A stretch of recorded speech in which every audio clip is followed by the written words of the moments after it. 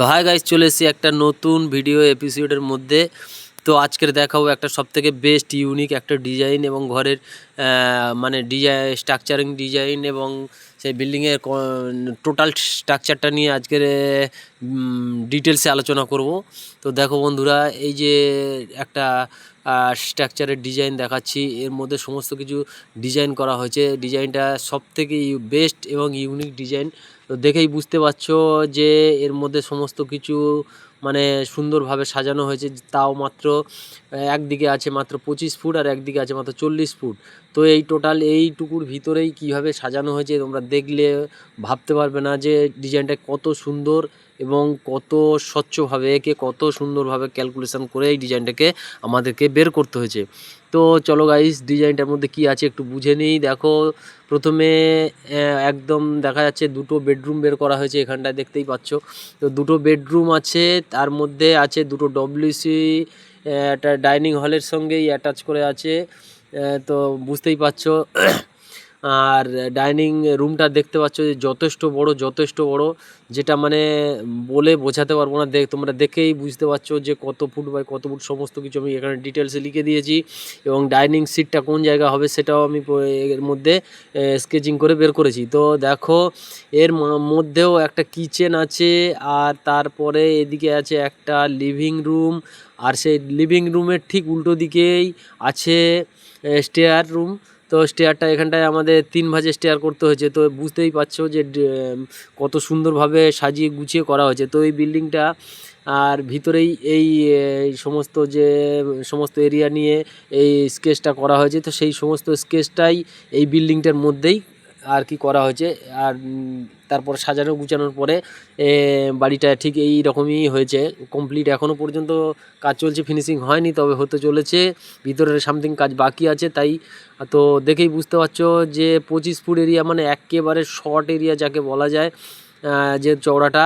তো সেই 25 ফুটের মধ্যে দিয়ে তার মধ্যে আবার একটা গ্যারেজ বের করা হয়েছে নিচের দিকে। আর সেই গ্যারেজ বের করার পরে উপরের ডিজাইনটা তোমরা দেখেই বুঝতে পারছো কত সুন্দর একটা ইউনিক ডিজাইন। তো বাড়িটা কার কার পছন্দ হয়েছে এই বাড়িটা আমাকে কমেন্ট করে তোমরা জানিও। তো দেখো বন্ধুরা, এই যে একটা ছোট্ট ডিজাইন আর এই যে ছোট্ট একটা বাড়ি, তো এই ডিজাইনটা যে এই বাড়ির ভিতরেই করা হয়েছে তা দেখলে বাড়িটা বোঝা যায় না। তার কারণ হচ্ছে বাড়ির ফ্রন্ট পজিশানটা অতিরিক্ত ছোট, যেটা মানে 25 ফুট মানে বুঝতেই পারছো অতিরিক্ত ছোট বলা যেতে পারে প্ল্যান অনুযায়ী। তো সেক্ষেত্রে এর থেকে ভালো ডিজাইন তো বর্তমান সময়ে বের করা খুবই কঠিন, খুবই টাফ। তো আমি বন্ধুরা কদিন ভিডিও দিতে পারিনি, একটু মানে পারিবারিক একটু প্রবলেম ছিল আমার। তো আমি যার জন্য ভিডিওটা ঠিকমতো আপলোড দিতে পারিনি। তো আজকের এসছি, তাই একটা নতুন বলি বন্ধুদের যাতে ভালো লাগে পছন্দ হয়, তার জন্য একটা ইউনিক ডিজাইন আমি আজকে দিলাম। তো যদি বন্ধুরা আমার ভিডিওগুলো তোমাদের ভালো লাগে সাথে থাকবে। আর যদি আমার সঙ্গে জুড়ে থাকতে চাও তাহলে প্লিজ চ্যানেলটাকে একটু সাবস্ক্রাইব করে দিও, কারণ বুঝতেই পারছো আমি নতুন একটা ক্রিয়েটর, খুব একটা বেশি ভিডিও আপলোড দিতে পারিনি।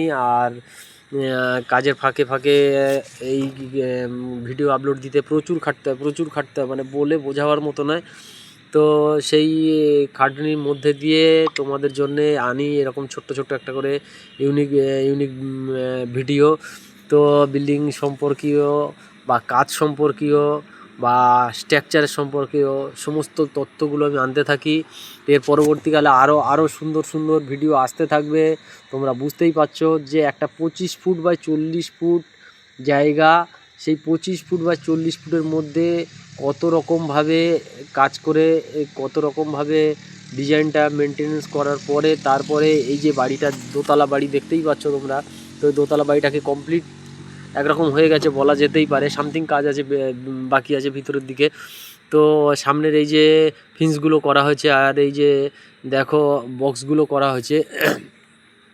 তো এগুলো দেখেই বুঝতে পারছো যে বাড়িটা কেমনভাবে সাজানো হয়েছে। আর সামনের এই যে ডিজাইনগুলো দেওয়া হয়েছে যার জন্যে মানে বাড়িটাকে অতি সুন্দর বা অতীব গেট আপ লাগছে।